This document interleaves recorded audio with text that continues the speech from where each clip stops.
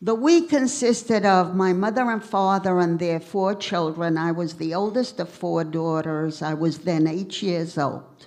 My aunt and uncle and their 3 children, the ages of my younger sisters. And we kept hiding in different fields under different stacks and moved every night until we heard a miraculous whistle. And the miraculous whistle was that of a man named Stanislav Grocholski from a little town called Mokshanka at the time. It has disappeared from the map. It is now part of another community. But Mr. Grocholski had been a childhood friend of my mother's and my uncle's. And when he heard that we were in trouble, he found us. He marched around in the fields at night until he found us. What an unusual thing for a man to do, to seek out a radioactive community in order to help them, instead of enjoying the safety of his own home. And it is these people, these nonconformers, these people of extraordinary courage and vision who know what is right when everyone around them is doing wrong. It is these people who need to be before our eyes' view. We need to think of them and be inspired by them and to do that which is unusual, to extend a helping hand to those who need it badly. And so I bring to your attention Mr. Stanislav Grocholski. There are others. There is, for example, the lady on the ship. When we finally survived the war because of Mr. Grocholski's efforts, he protected us, he sheltered us, he fed us, he did all he could for us in his little attic of the little home he lived in. When we finally survived the war and were chased out of Poland by other Poles who brought the message that the Jews are an evil people, as they had been demonized in history, that these evil people should be destroyed, and it is too bad that Hitler hadn't finished the job. When we finally survived and came home to a town that was now empty of Jews, Mr. Grocholski's 12 Jews were all that remained of my Jewish town. When we finally came home, we had visitors one night, and the young men from a nearby town came in and said, "You are Jews. We don't want you in Poland. Go back where you came from. Go to Palestine, you dirty, Christ-killing Jews. If you stay here, we will come back and kill you."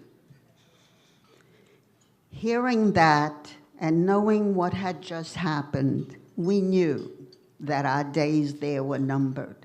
And so we left, and we became displaced persons. We left our house sometime in the spring of 1945. We wandered the European destroyed continent until November 1947. In November of 1947, we boarded, probably it was the end of October, because we landed in the States on November 10th, and the journey was more than 10 days aboard ship. When we boarded that ship, the Marine Flasher, and I jumped onto a bunk that found favor in my eyes, a woman of my country then, Poland, came to me and said to me, "You dirty little Jew, who the hell do you think you are to take the bunk I wanted? Hitler should have killed all of you. And if I had my way, you would be dead. No doubt, I betrayed the sense of total hopelessness, fearfulness, worthlessness, because the matron on the ship, a black lady, came near, evaluated the situation, realized that this woman was victimizing the child that I was. And she put her arms around me, took me to her chest, and cradled me for comfort. Another person whom we should emulate. She gave what I needed the most. She gave me comfort. She gave me a sense of being a human being that had worth. She should not be forgotten. We in the Jewish community call people like the people I mentioned, we call them the righteous among the nations. They are.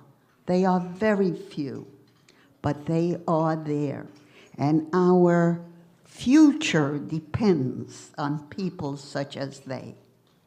They teach us by their example, and we need to learn and then to tell others.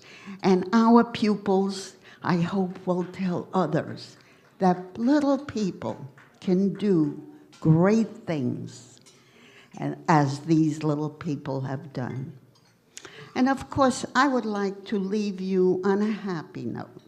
And I'd like to tell you that when I started school in the United States on November 11th, the day after my arrival, I had never gone to school. I knew nothing about nothing. I was totally lost. I didn't know a word of English. Nevertheless, I was encouraged to keep trying.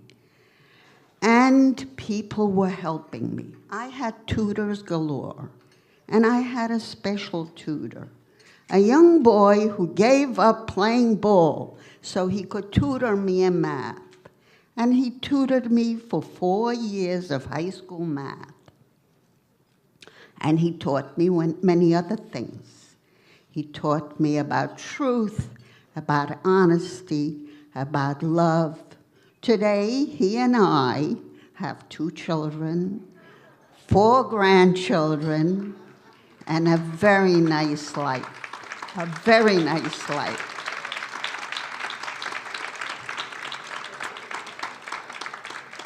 In order to celebrate this wonderful life that we live, we sometimes treat ourselves to a trip here and there. And a couple of summers ago, we were in France, and we went to Normandy. It touched my heart deeply to see all those crosses and the minorities of Stars of David, of American soldiers who died. And because they died, I live. And I am going to make the best of that life. Their lives were not wasted. I will do what I can to repay in some small measure. And then on the museum in Normandy, an author whose identity is unknown wrote, "Suffering broke me." He summarized my life. Suffering did break me. Brotherhood restored me. From my wounds sprang fountains of freedom. And how I revel in that freedom, how I enjoy it, how good I feel about saying what I think, what I dream, what I fear, and I dream that the world will be a better place. I fear that we're close to losing, but we won't. We won't. If I survived, we can win again, and we will enjoy. And I thank you. Thank you very much.